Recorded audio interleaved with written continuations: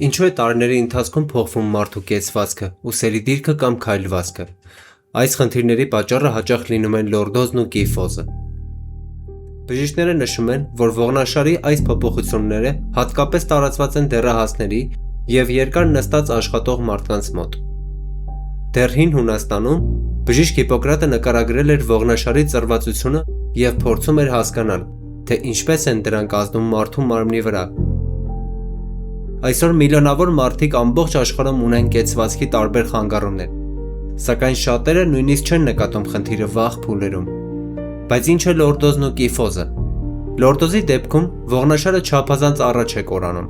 հիմնականում գոտկային հատվածը։ Իսկ կիֆոզի դեպքում մեջքը սկսվում է կռանալ և առաջանում է կուզիկ տեսք։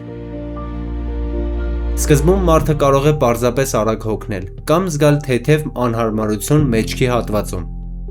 Հետագայում կարող են առաջանալ մեջքի ցավեր, ուսերի անհարմար դիրք, շարժումների սահմանափակում և նույնիսկ ճնչառության դժվարացում։